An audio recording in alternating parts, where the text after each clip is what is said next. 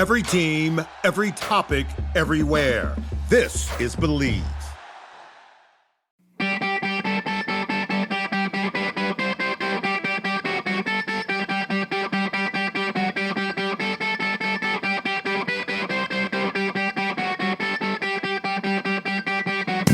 What's shaking, everybody? Here we are with another Short Shifts episode.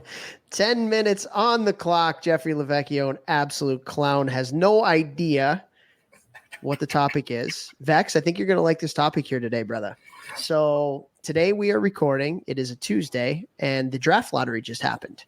And so the Sharks, San Jose Sharks, got the number one overall pick. So it got me thinking, how can we do something revolving around the lottery, the draft? And so what I want to know, you've been with the Bruins, you've been in training camps, preseason games, been around those guys and have played with and trained quite a few players that have gone on to the highest levels in the game. So I want to know from you, what does an elite talent look like? And I'm not talking about elite, everybody's elite. I'm talking about elite in the sense of actual elite. So like some of the best guys that you've been around, what are some of the characteristics that they have that sets them apart from their peers? All of them hate losing. All of them. Mm-hmm. Every single guy I can think. Every guy that I'm thinking off the top of my head, you know, guys that I was in camp with and with the Bruins, and then guys I played with, line mates with Marchand, line mates with Stasny growing up, you know, like guys who were just like elite at the elitist level, you know, elite in the NHL. Chara, Bergeron, Tim Thomas, like Tuca, like all these guys, like they never want to lose at anything. They always like are carrying like pride on their sleeve, on their chest with everything they do. And it sounds like, oh, that's one attribute. I think that attribute is the most important attribute you can possibly have in any avenue of life to be successful. Just like loving to win, finding ways to win no matter what, never counting yourself out. I'm still in this, like that type of mindset, because I think that is the tip of the spear, the top of the pyramid, and then everything flows down from there. And so because they have that, they bring that into their training. They bring that into practice. They bring that into, you know, when they're eating right, they want to eat better than other guys so that they get an edge. Like they're always just thinking, how can I get an edge? And they do the things that will get them that edge. You know, then we go to like physical traits. All the guys that I've mentioned so far, with the exception of probably Tim Thomas. He's a goalie. So yeah, he's a goalie, so he doesn't even count. They all had, and maybe not Chara as much. Again, I didn't play with him a ton. But they're all just athletes. But I mean, Chara is like, he wrestles, he rides bikes, he runs marathons, like he rides. I would call him an athlete. Yes. Yeah, but I mean athlete in a different way, like putting everything that I think is an athletic quality at like, you know, the So what would that be? Well, all of them, unbelievable spatial awareness. All those guys. All of them, like they know how much time and space, they know how to manipulate time and space, like in tight real quick. They know like how much room they have to make a player do something where other you guys put them on a basketball court, you put them on a soccer field, you put them on a lacrosse field, it's going to translate. And they're going to understand manipulating all that space. And I think that is in hockey today, with how it's played, how fast it is, the stops and starts and all that stuff, and playing in tight, making plays in tight that back in the day guys would never have made. You put out a tweet about the backhand, you know, like that type of stuff. Like the best athletes can do that, and all of those guys could play in a phone booth if they had to. And I mean, that's just like, to me, that's always super, super impressive, and that's why they are the elite of the elite. Yeah. Yeah. How about you? What are things that you noticed? Yeah. Competitiveness was right up there at the top of my list for sure. Just the hate to lose, love to win, probably honestly more hate to lose than love to win. I would say. I think that's, yeah, man, like being competitive is everything. It's everything.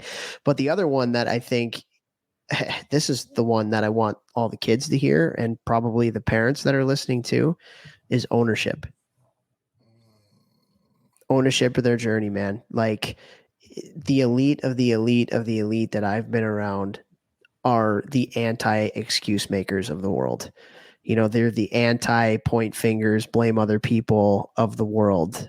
They're just phenomenally consistent in the responsibility that they take for their own development, for their own play, and they're not afraid to be coached because of it.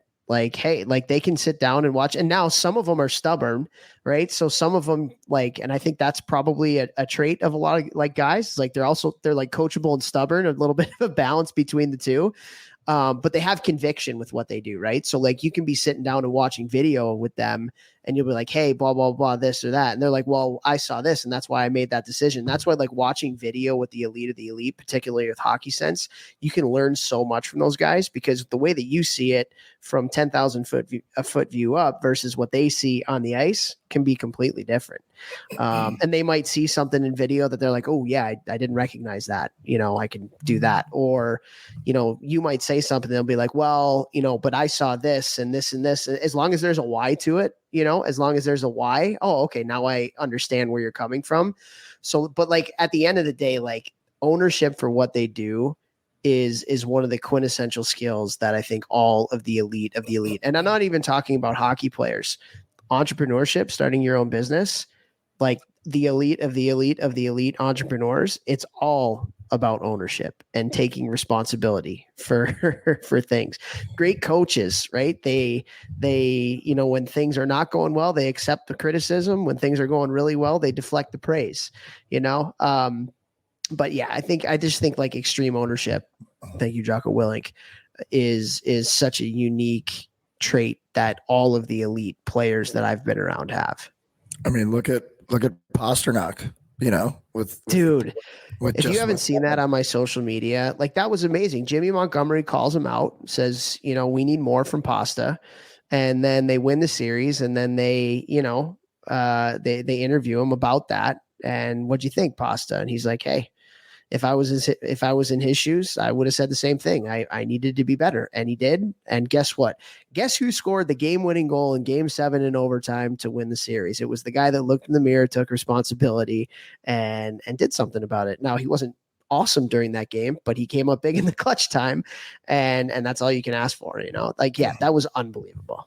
So sick. But like you said, he took ownership, looked in the mirror, and he came out and he did what he needs to do. He needs to score for the Bruins to win. He needs to score. So yeah. that's, I mean, he wins the game in overtime, looks in the mirror, like you said. And as Paul Stastny says, what up, Stas? He used to always say, clutchness is everything in life.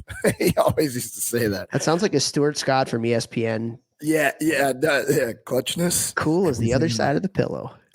Yeah, and he came up clutch, but like, does he do that if Montgomery doesn't call him out? So I think another thing that a lot of the best players that I played with is they have a good relationship with their coaches. A lot of those guys. Sure. Now, chicken or the egg, coaches know they need those guys because they're their horses, and their horses got to play well to win. But like it's because I've multiple reasons. One, they don't want to lose. They always want to win. So they're always working their hardest and they're always doing the right things and things like that. They're leaders, but like having a good relationship with your coach. And I'm not saying that you're best friends, but you're able to bounce ideas off each other or talk to each other, challenge each other. Like, because the best players want to freaking win and the best coaches want to win. And so when you're on the same team and you're going in the same direction and the coaches can lean on your best players, which are all those guys I named, they're going to bring the group up to their level, and that's a massive thing. And I think that looking back and thinking about that, all the coaches of those guys, they all like those guys and they have good relationships with them. Yeah, totally. And just kind of even going along with that, I was down in Florida at the college coaches convention last week. And so I got to catch up with a lot of guys at the NCAA level. And one of the conversations we were having with a bunch of guys was like, if your best players aren't your hardest workers, you have zero chance of winning a championship. Literally zero chance of winning a championship. You look at all the teams that have won Stanley Cups in the past however many years, like their best players are dogs, man. They're dogs. And I mean that in a good way. Like they're competitive, like everything that we just talked about in terms of like what we see in elite players, That's what they are. They're competitive as hell. They work hard. They're coachable. They take ownership for everything that they do. And if you have those kinds of guys leading, everybody else is going to follow.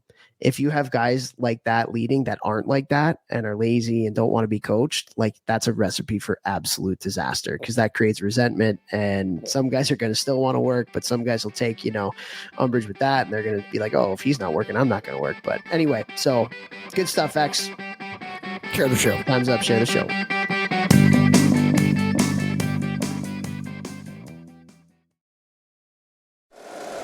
If you like the show, please take a moment to rate, review, and subscribe. It really does help the show to grow.